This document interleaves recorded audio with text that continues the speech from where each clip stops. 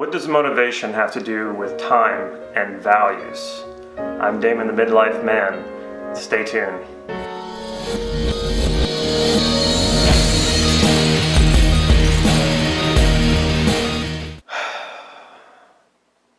I don't really buy into a lot of the motivational speakers. Sure, there are people who inspire me, but I don't like the idea of getting too drunk on motivation. All that has to change.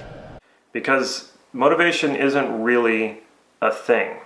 Now, before I get into this, if you find yourself starting to like this video, like actually like this video, like you're enjoying this video, reach over and click the like button. If you find yourself wanting to know more, click the subscribe button and the bell so you'll be notified that there's another video coming out. Let's talk about motivation.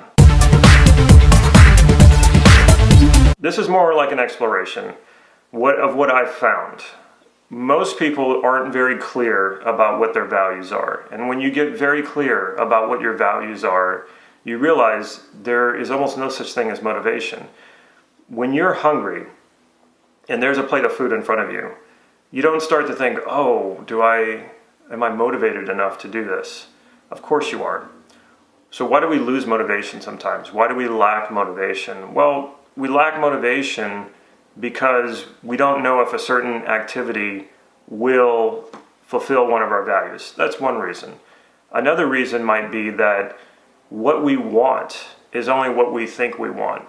What we want might be something that someone else wants for us, like our parents. And this idea of what we want might have been planted in our brains at a very young age.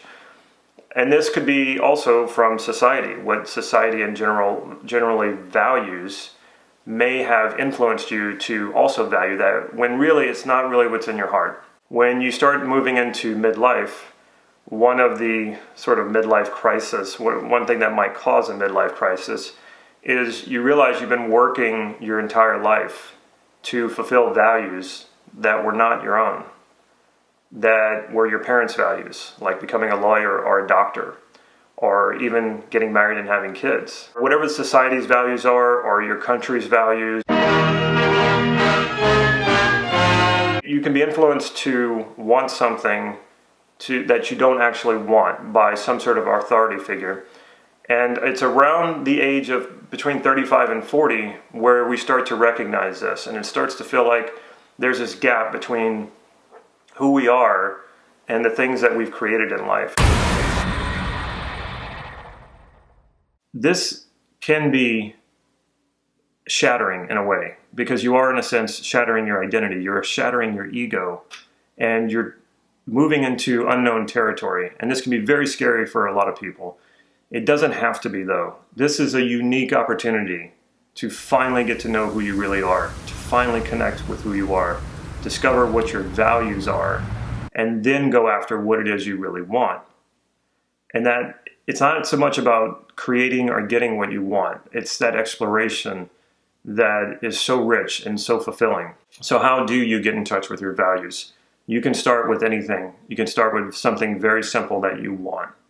And then ask yourself, what will getting that do for you, or what's important about getting that? And when you come up with an answer, then ask, what is important about that? And you'll keep going up higher and higher, and you'll start to get into your values like freedom, passion, joy. And then you can come back down and say, okay, well, what are the things that give me the fulfillment of those values? So what makes me feel free? What makes me feel passionate? What do I do that I really enjoy? And let that be your guide. And you might not find the one thing right away. In fact, I haven't found the one thing yet. I keep getting involved in different activities and different ventures. I don't seem to want to stop on just one. I keep moving on from one to the next. And there's nothing wrong with that. That's all part of the exploration. Of course, you need to honor commitments and obligations and responsibilities. I'm not suggesting that you shrug those off.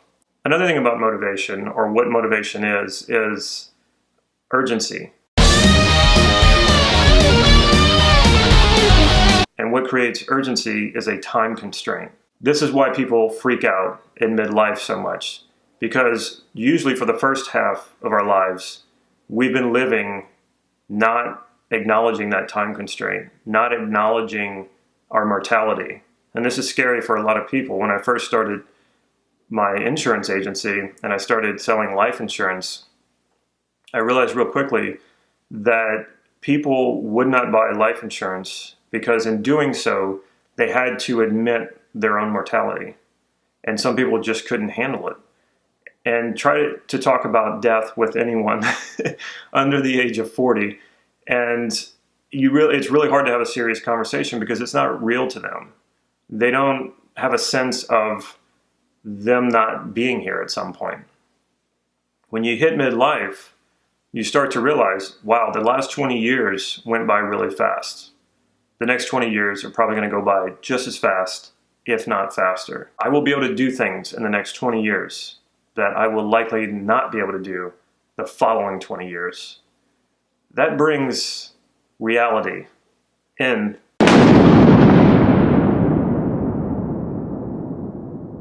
Loud and clear when that happens, when you realize that.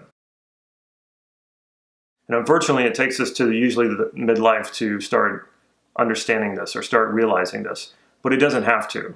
The sooner you realize that life is a time constraint, the sooner you will get on top of doing all the things you want to do. You will write that novel. You'll get started writing that novel. You get started on that business. You'll get to traveling if that's what you want to do. Acknowledging that life is a time constraint can be the most empowering, most motivating thing you could possibly do. It can be scary because we're acknowledging the fact that is universal to all of us, is that we are going to die. And that is something most people put off for most of their lives. And being afraid of death, the unfortunate result is also being afraid of living. And when you can get to a point, and it's a spectrum, everybody's afraid of death to some extent. When you can get to the point where the fear of death does not control you anymore, does not control your decisions, does not prevent you from doing things that you want to do, then you truly live. Now, that doesn't mean that you have to go take stupid risk. No, that's just stupid. Don't take stupid risk. Think of the things that you want to do and what stops you. Most of them are not life-threatening. What you fear, though, is failure. What you fear is not having the comforts and the safety and the security that you're used to. But when you start stepping out into the unknown, you start to realize that it's sort of like a light goes with you. It was Krishnamurti who said, you have to become a light unto yourself in a dark world. You are your own light, and your desires are like your headlights. You might not know where they're leading you to, but that's kind of the fun part, and that's sort of where the adventure is. If we knew exactly what we needed to do, or exactly what was our purpose in life, what was the best career for us, the best partner for us, the best choices in life, and we saw our lives out in front of us like a perfectly planned structure, a perfectly planned story or narrative, all plotted out for us, life would be so boring. That's not what you want. Sure, the unknowns are scary, but when you get in touch with what you want and you realize your time is really short, you will begin to live. And again, I urge you, don't wait until you're in midlife to deal with all of this. Do it now. And if you are midlife or you're beyond midlife, all is not lost either. As long as you're alive, there is that potential. There is that time to do what you want to do. As long as you're living, go do it. If you're thinking like, oh, it's too late for me, and all, that's just an excuse. That's just a distraction. Now is the time. No matter how old you are, now is the time. Thank you for watching. Remember to hit that like button and the subscribe button. Remember to visit my other YouTube channel, NLP Gym, if you'd like to learn some NLP techniques and processes on achieving goals, managing your state, and just overall actualizing your potential. I get a lot more technical on that channel. This channel is a little more philosophical and inspirational. So if you want more of the practical stuff, visit that channel, NLP Gym. If you would like a free copy of my MidLife Manifesto, go to this site right here, and all you need to do is just enter your email address and it'll be emailed to you automatically. Take care.